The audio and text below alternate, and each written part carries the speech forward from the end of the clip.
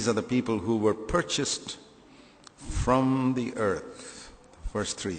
That means they are not earth dwellers. They came up to heaven. And not only purchased from the earth, they were not occupied with things of earth. It also says they were purchased from men. That's another thing. That means they were freed from man's opinions. They were not only freed from the earth, they were freed from man's opinions. You can be freed from earthly things and yet not be freed from man's opinions. You know, a lot of these sannyasis who say we've given up everything, we don't have any property, we don't have anything. But they are not freed from man's opinions. They want everybody to think they are holy, right? That's a deception. You have to be freed not only from earthly things, you have to be freed from man's opinion. There are two things mentioned here. Freed from the earth, freed from men. And they become the first fruits to God and to the Lamb. And one characteristic of them was no lie was found in their mouth. He doesn't say they were perfect. They were blameless. Do you know the difference between blameless and perfect? World of difference. Only God is perfect. Jesus was perfect.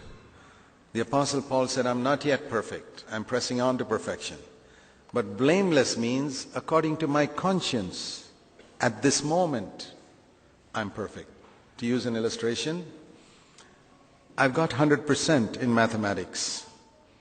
But I don't know everything about mathematics. I'm only in second standard. You understood? Can you get 101%? No. How much did you get? Perfect score. 100%. But I'm only in second standard. I don't know geometry and trigonometry and calculus, and I don't know all that yet.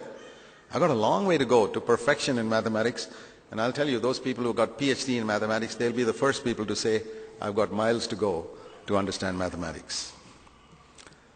So perfection is a long road, but we can be blameless. Blameless means I can't get 101%. I got 100%.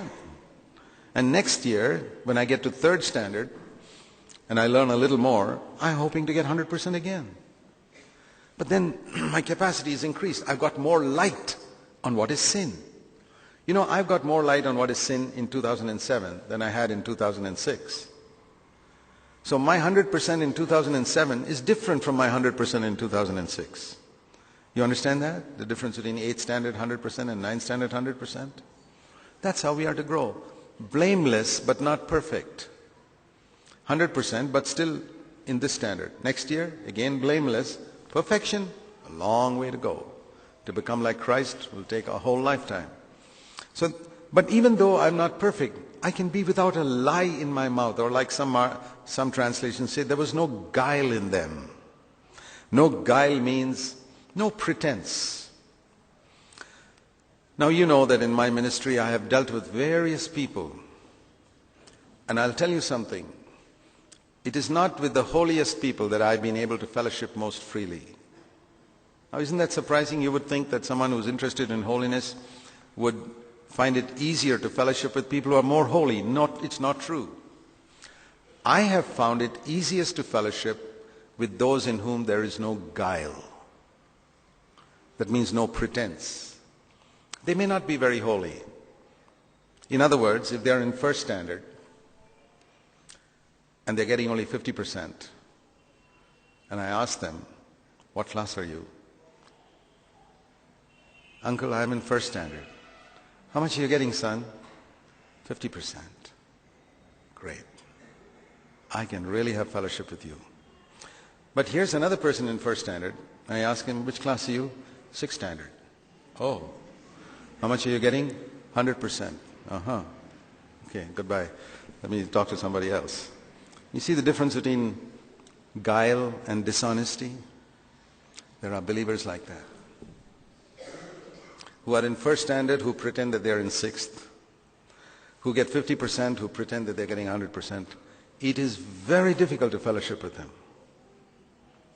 That's why I find it very easy to fellowship with young brothers sometimes, more than older brothers. I find it easier to fellowship with some young brothers than with some elders in our churches. Because there's guile in those elders. And I can see it. I don't tell them to their face. I hope God will reveal it to them. But I found it very difficult, almost impossible to fellowship with a brother or sister who's got guile. And it's very easy, at least I can find out pretty easily. Talk to a person for 5 minutes. Sometimes just by looking at their face, in 5 minutes of conversation, I can make out. Not whether he's spiritual or not, whether he's genuine or not. That's all I want to see. Is the guy genuine? I mean, it may be a woman in Samaria who's divorced 5 times, now sleeping around with a person who is not her husband. She can be without guile. She's not perfect. Oh no, she's done a lot of wrong things, but she's without guile. That's right. You know, when the Lord said, I know you had 5 husbands and the one you're living with is not your husband. What did she say?